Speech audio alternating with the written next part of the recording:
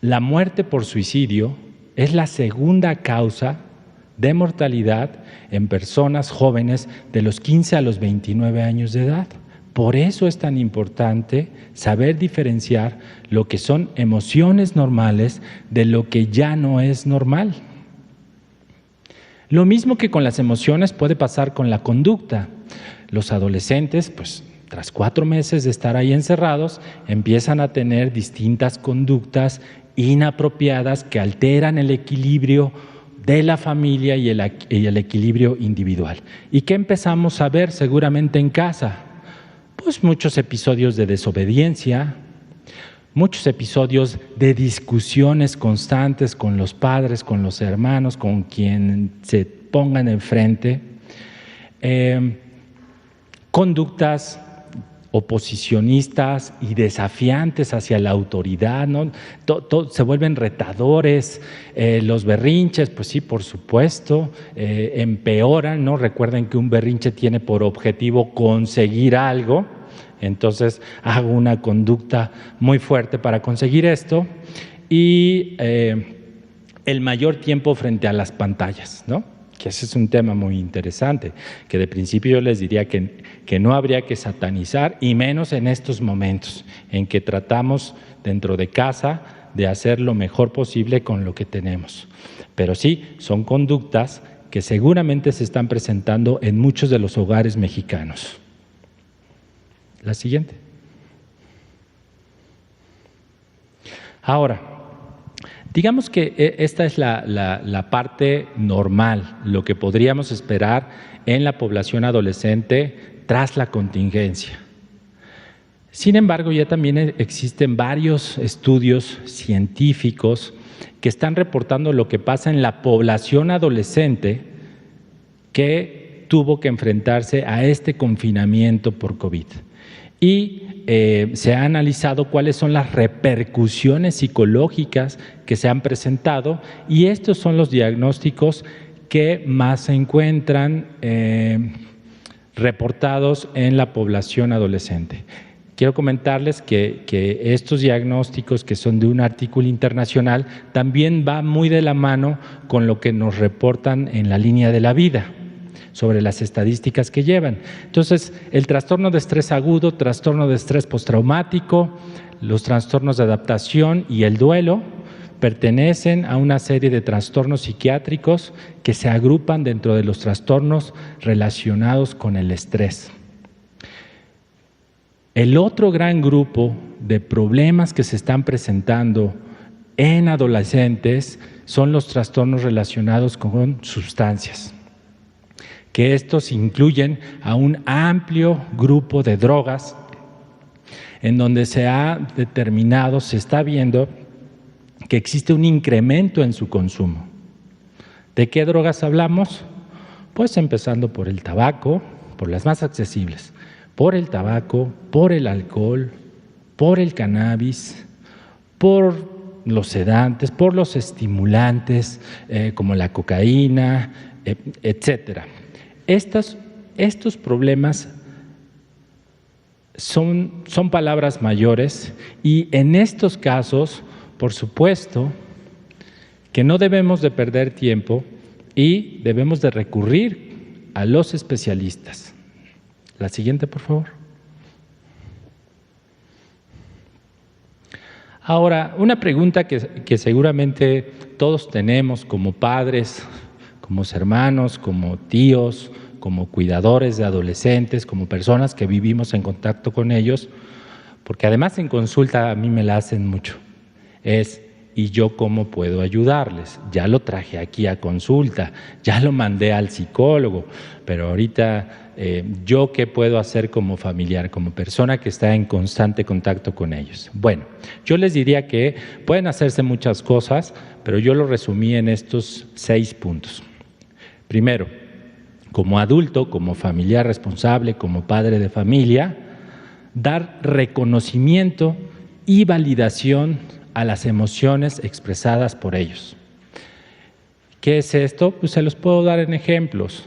El validar y reconocer una emoción es hacerle ver que yo también me puedo sentir como él, que yo lo comprendo, que yo también me siento triste, que yo también he estado preocupado y que tengo momentos de mal humor. Entonces, se pueden utilizar algunas frases como: ¿es normal que te sientas así? Yo también me he sentido como tú te estás sintiendo, yo también he tenido dificultades para conciliar el sueño, yo también me siento de repente enojado sin un motivo específico. Eso es validar y reconocer emociones. Y como les decía hace un momento, hay que incitarlos a hablar de esto.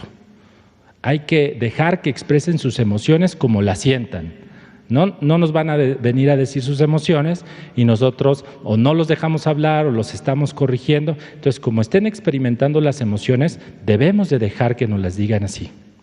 Número 2, transmitir seguridad y tranquilidad es la base del éxito. Yo no puedo pedirle a mi hijo de 15 años que esté tranquilo cuando yo soy un mar de nervios, cuando yo estoy enojado todo el tiempo. Entonces, aquí, pues, señores, padres de familia, pues debemos de predicar con el ejemplo.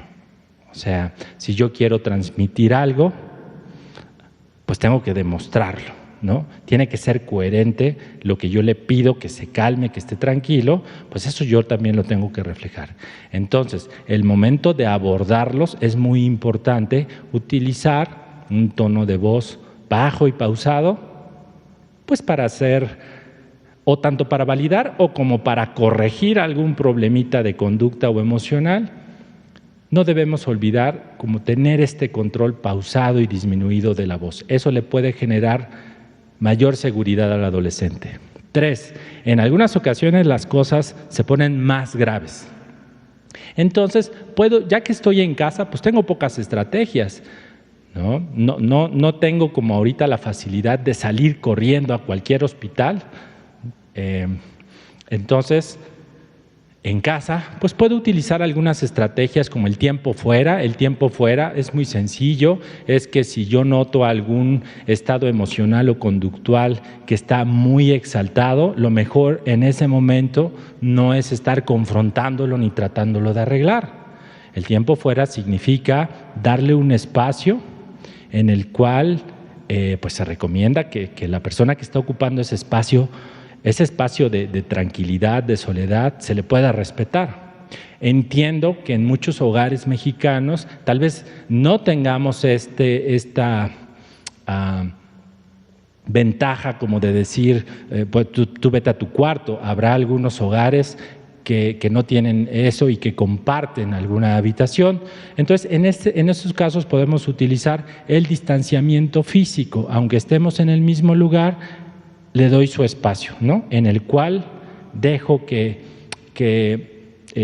se tranquilice, y normalmente después de un tiempo, y además eso nos pasa a todos, nuestro estado de ánimo empieza a bajar.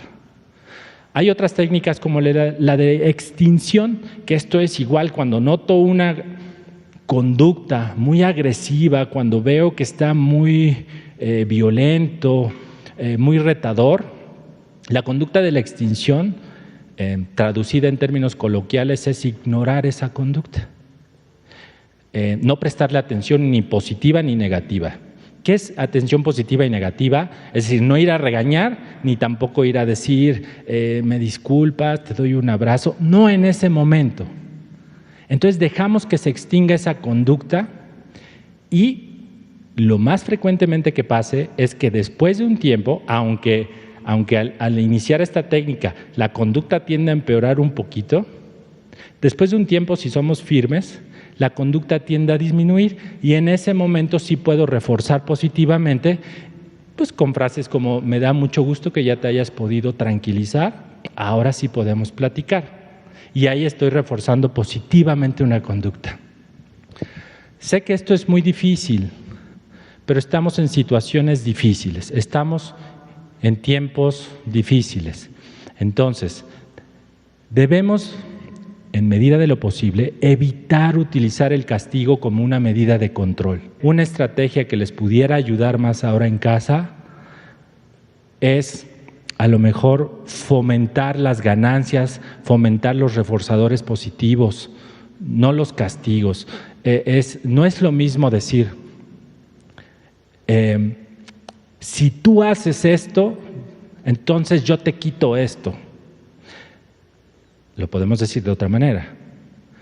Si tú no haces esto, entonces yo te puedo premiar con esto, yo te doy esto. Entonces, a eso me refiero. Hay que decirles, en este punto, y hay que ser empáticos con ellos, de que se pueden enojar, que están en todo su derecho y que pueden expresar cómo se sienten. Pero está prohibido gritar, insultar, golpear, romper objetos, lastimarse. Eso sí está prohibido. Entonces, se los debemos de dejar muy claros. Evitar el exceso de información en noticias o redes sociales. Sí, caray, esto nada más incrementa la ansiedad y el enojo, pero no solo de los adolescentes, sino creo que de todos los que tenemos un exceso de noticias, y más porque muchas de ellas son falsas noticias. Entonces, sí controlar mucho esto. Y el último es, creo que el mejor tratamiento que nosotros le podemos dar ahorita a un adolescente es enseñarles cómo cuidarse, de no contagiarse, de no contagiar a alguien más, y enseñarle todas las medidas de sana distancia para evitar estos riesgos. Eso es lo mejor que podemos hacer con ellos, ¿no? ¿Van a salir? Sí, claro, estamos en la nueva normalidad, pero hay que enseñarles cómo deben de salir, cómo deben de cuidarse. Eso es lo mejor que podemos hacer con ellos.